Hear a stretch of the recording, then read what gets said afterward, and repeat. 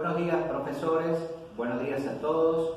Voy a presentar mi trabajo final de graduación que tiene como título el Derecho de Acceso a la Información Pública, la aplicación de la Ley 27275 en el caso Saboya.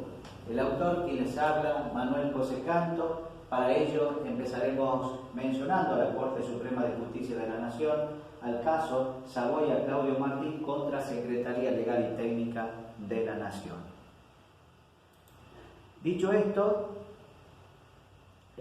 mencionaremos los hechos de la causa, la historia procesal y la resolución del tribunal. Y para adentrarnos de lleno ya al núcleo de lo que interesa a esta problemática jurídica, mencionaremos el actor Saboya, que el 16 de mayo del 2011 solicita a la Secretaría Legal y Técnica de la Nación se le otorgue información de los decretos dictados por el gobierno de facto entre el año 1976 y 1983. Funda su pretensión en el decreto 4 del 2010 y que hasta entonces no existía la ley 27275. El demandado, la Secretaría, niega la información, fundándose en el artículo 16 del anexo séptimo del decreto 1172 del 2003, que faculta a negarse cuando la misma sea clasificada como reservada a seguridad, defensa y políticas exteriores. Bueno, dicho esto, creo que podemos realizar lo sucedido agotada la vía administrativa.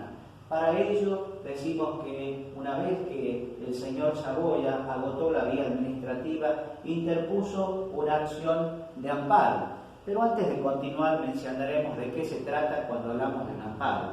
Un amparo es un mecanismo de protección jurídica de los derechos y garantías de las personas que se encuentran consagradas en nuestra Carta Magna. Por lo tanto, tiene jerarquía constitucional. Estas se encuentran previstas en el artículo 43 de la Constitución Nacional en su primer párrafo y en el segundo párrafo referido a la legitimación. Bueno, una vez explicado esto, podemos continuar que el señor Saboya, al interponer esta acción, con la intención de que se revea su respuesta, dado que él considera que esta respuesta de la Administración no ha tenido en cuenta las cláusulas constitucionales, los tratados internacionales, ni tampoco el principio de máxima divulgación, ni tampoco el decreto 4 del 2010 que dejaba sin efecto aquel carácter de secreto reservado de dichos periodos.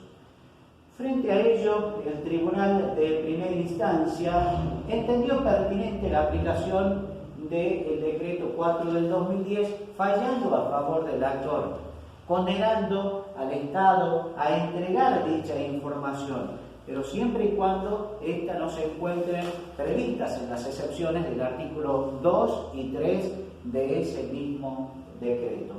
Bueno, frente a esta sentencia de primera instancia, el Estado Nacional respondió con un recurso de apelación ante la Cámara Nacional de Apelaciones, ante este Tribunal de Alzada, fundándose en que el actor no tenía legitimación para demandar y además que el Poder Ejecutivo había actuado en las facultades que se le habían conferido por la Ley 25520, que es la Ley de Inteligencia Nacional, y el artículo 16 del anexo séptimo del decreto 1172 del 2003. Frente a esta respuesta, el señor Saboya dedujo un recurso extraordinario federal y que este fue concedido por encontrarse en juego la interpretación de las normas nacionales, que es lo que habilita a la Corte Suprema de Justicia a dar una solución efectiva a esta problemática jurídica.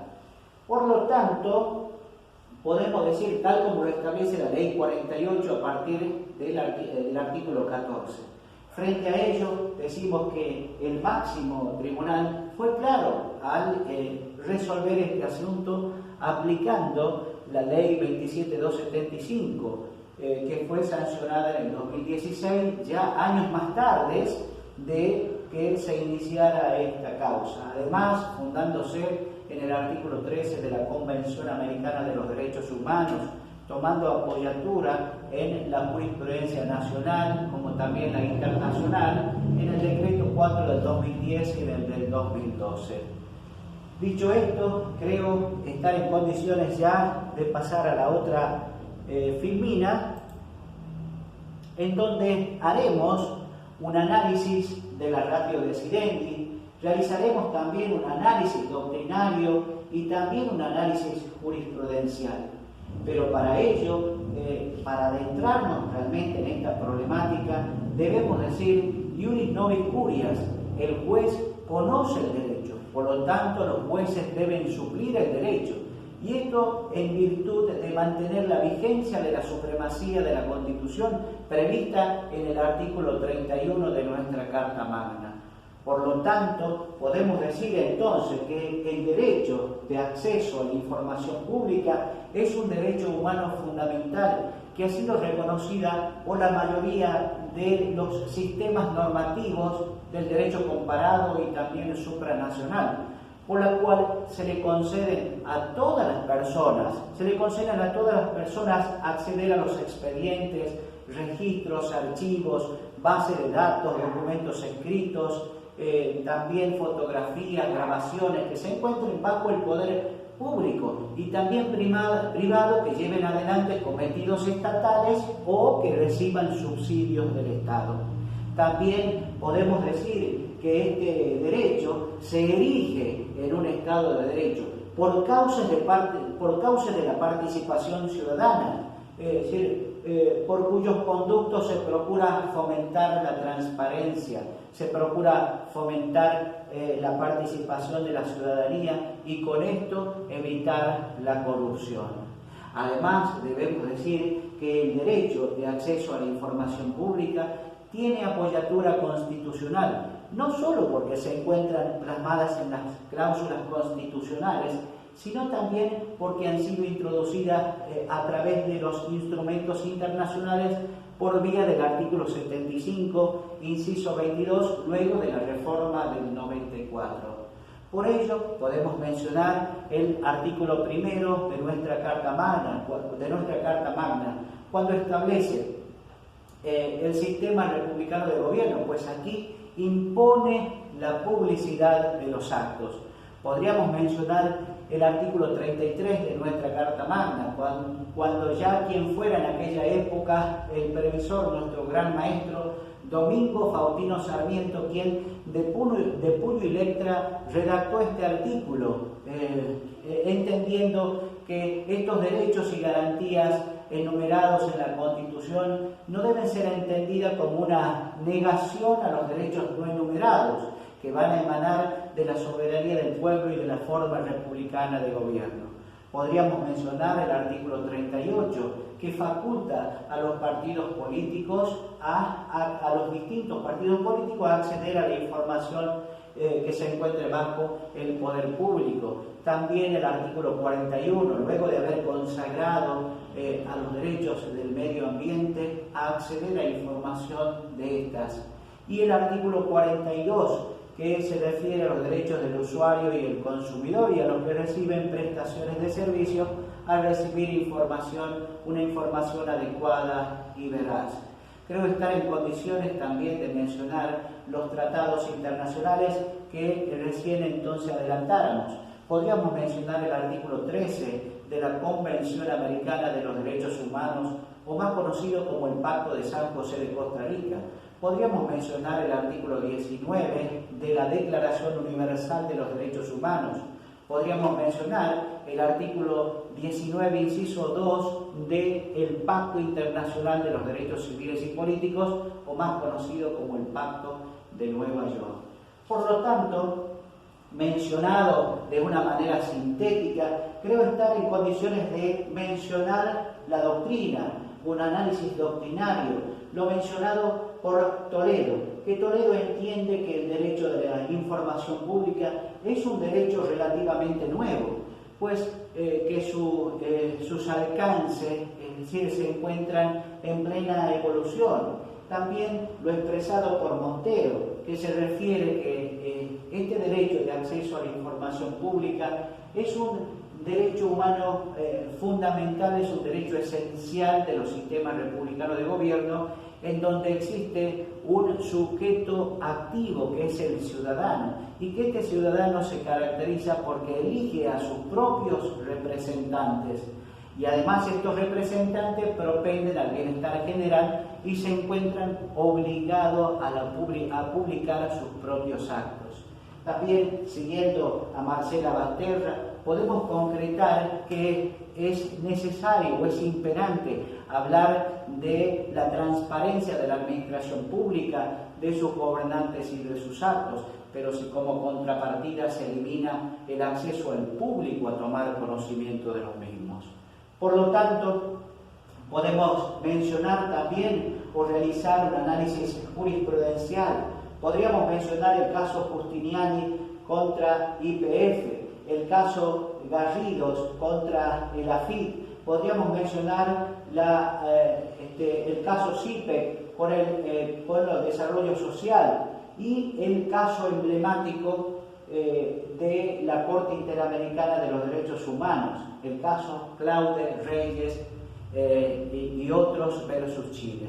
Pero para mencionar este caso emblemático debemos remontarnos hasta el año 1998, en donde el señor Claude Reyes le solicita un informe al Comité de Inversiones Extranjeras, que pertenece al Estado de Chile, le informe acerca de un proyecto de deforestación industrial que es llevado a cabo por una empresa extranjera de deforestación en un proyecto denominado Río Cóndor. Este pedido del señor Saboya y otros ha sido denegado. Por lo tanto, agotando su vía administrativa, dedujo acciones procesales, es decir, claro, incluso hasta culminar con un recurso de queja ante la máxima autoridad de aquella nación, que también fue denegado, para culminar en los estrados de la Corte Interamericana de los Derechos Humanos. Dicho esto, creo estar en condiciones de decir que estos derechos han sido vulnerados cuando el Estado de Chile niega la información a los requirentes. Y además que esta demanda no solo contiene esa negación, sino también la vulneración o no tiene el Estado de Chile un recurso en donde el Estado de Chile pueda apelar la negativa de brindar la información. Por lo tanto, estos derechos vulnerados se expresaron en la protección jurídica de los derechos, se expresaron en la libre expresión y también en el derecho del acceso a la información pública. La Corte Interamericana de los Derechos Humanos entendió que, a pesar de que se tratara de una información de un interés público, no le ha sido entregado a los requirentes. Y además que cuando se tratara de una empresa extranjera, de una entidad extranjera que realiza actividades que puedan comprometer el medio ambiente, pues esto genera grandes debates. Por lo tanto, estamos frente a un interés público. Por lo tanto, la Corte Interamericana entendió pertinente para resolver esta problemática el artículo 13 de la Convención Americana sobre los Derechos Humanos, que entiende que toda información que se encuentra bajo el poder público es accesible para todas las personas y que los Estados miembros se encuentran obligados a brindarlo. Además, destacó que existe el control democrático social, en donde existe un sujeto activo, el ciudadano activo, que elige a sus propios gobernantes. Por lo tanto, tiene una vinculación directa con el poder público y máxime cuando se trata de cuestiones que puedan comprometer a la sociedad en su conjunto. Dicho esto, la Corte Interamericana entendió pertinente preguntarse: ¿puede este derecho ser limitado? Entendió pertinente también la aplicación del artículo 13, que entiende que estos derechos solo podrían ser limitados cuando se encuentran expresadamente previstos en una ley en el sentido formal y se encuentren fundadas en la protección de los derechos de terceros, seguridad y defensa del Estado. Pero en el caso, en análisis, no se ha observado que ésta obedezca a una ley, que se encuentre fundada en una ley, ni tampoco se probó en el juicio pero que obedezca a razones objetivas que puedan ser avaladas por la Convención Americana.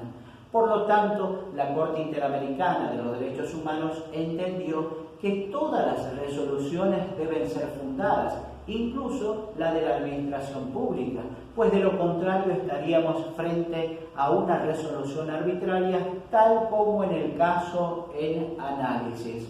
Por lo tanto, el Estado de Chile violó la protección jurídica de los derechos que se encuentra prevista en el artículo 8 de la Convención Americana de los Derechos Humanos, también la libre expresión y el derecho de acceso a la información pública prevista en el artículo 13. Por lo tanto, se condenó al Estado de Chile a entregar dicha información, también a adecuar su sistema normativo a los fines que pueda tutelar el derecho de acceso a la información pública, al pago de $10.000 y también a la capacitación de sus operadores judiciales.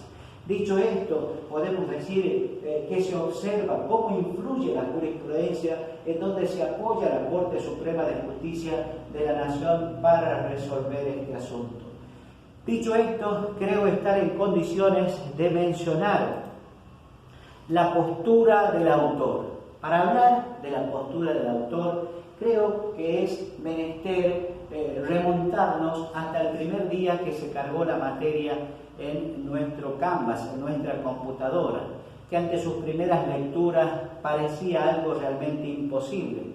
Pero luego de estudiar distintas jurisprudencias, varias lecturas y con nuestra guía, en mi caso, del tutor Coca, hemos aprendido a utilizar el modelo de caso de investigación jurídica, o también llamado método de estudio del caso, que se trata de una herramienta para adquirir conocimiento, tanto en el ámbito metodológico como en el didáctico. Y cuando esta herramienta se aplica a un fallo en particular, se concreta con la producción científica jurídica específica llamada nota a fallo.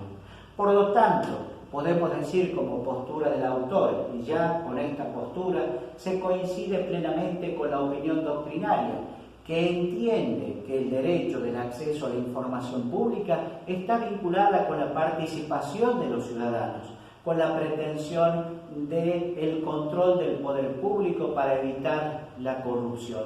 Además, también se coincide plenamente con la Ley 27.275 y que ésta es clara en cuanto a sus objetivos en el artículo 1, y además que ésta se rige por el principio de máxima divulgación. Y este es coincidente también en cuanto a las limitaciones, y es coincidente con el artículo 13 de la Convención Americana de los Derechos Humanos, que podrán ser limitadas cuando se encuentren expresadamente en una ley en el sentido formal, y estas se encuentren fundadas en la protección de los derechos del tercero, seguridad y defensa del Estado. Por lo tanto, podemos decir enfáticamente, no existe o no hay un gobierno democrático pleno si como contrapartida se elimina el acceso al público a tomar conocimiento, y máxime cuando es el Estado quien debe garantizar esa accesibilidad. Por lo tanto, podemos decir que el derecho de acceso a la información pública es esencial de los sistemas republicanos de gobierno, pues es precisamente aquí en donde se propende la participación de la ciudadanía, en donde se propende la libre expresión de los ciudadanos. Pero para ello es necesario que la posibilidad de conocer ciertas informaciones que solo la detenta el Estado. Por ello, ya a modo de colorario o colofón, valga la redundancia, mencionaremos la conclusión. Para hablar de la conclusión, podemos decir que el caso Claudio Martín Saboya contra Secretaría Legal y Técnica de la Nación han constituido un enigma que la Corte Suprema de Justicia debió resolver. Y sobre un problema jurídico de tipo jurídico-axiológico. Y como hemos venido desarrollando a lo largo de esta nota a fallo, no hemos encontrado razonamiento para que se niegue o no se entregue la información. Además, que la Ley 27.275 es clara en cuanto a sus objetivos en el artículo primero. Se refiere a la participación de los ciudadanos, al control del poder público y con esto evitar la corrupción. Y además que ésta se rige por el principio de máxima divulgación. Y es precisamente aquí en donde el derecho del señor Saboya se fortalece cuando establece que toda información que se encuentre bajo el control del Estado es accesible para todas las personas y que solo podrán limitarse cuando concurran las excepciones previstas en el artículo 8. Claro, en el artículo 8. Y esto es conteste con el artículo 13 de la Convención, que las limitaciones, es decir, solo van a ser posibles cuando se encuentren expresadamente en una ley en el sentido formal y obedezcan a la protección de los derechos de terceros, seguridad, defensa y políticas exteriores. Por lo tanto, podemos decir que la Corte Suprema de Justicia es imperante al destacar, al enseñarnos, a destacar que existen normas nacionales, existen normas internacionales que priorizan el derecho de acceso a la información pública por sobre las excepciones para seguridad y defensa y políticas exteriores. Por esto, por lo que recién mencionáramos, podemos decir que la información que había solicitado el señor Saboya trata de cuestiones del actuar de las Fuerzas Armadas en aquellos periodos en donde se habían violado los derechos humanos. Por lo tanto, esto encuadraría en el artículo 8 de la Ley 27.275, cuando se refiere que estas no procederán, no se aplicarán ante las violaciones graves de los derechos humanos, genocidios, crímenes de guerra y delitos de lesa humanidad. Por lo tanto, podemos decir, por lo mencionado, y decimos enfáticamente, que el caso Claudio Martín Saboya es un claro ejemplo de la legitimación que tenemos todos los argentinos, no tan solo para conocer las violaciones de los derechos humanos en aquella época, sino la información de todos los gobiernos, incluso de los gobiernos actuales, y esto en consonancia con el artículo primero de nuestra Constitución Nacional, cuando establece el sistema republicano de gobierno, pues aquí impone la publicidad de los actos y con esto fortalece a la democracia. Por lo expresado, tenemos que decir que la información que el señor Claudio Martín Saboya había solicitado ha sido calificada como sensible por tratarse de la última dictadura militar. Y poder conocer esto genera pautas no solo para conocer las violaciones de los derechos humanos de aquella época, sino también, por qué no decirlo enfáticamente, conocer o fortalecer el derecho a la verdad. Muchas gracias.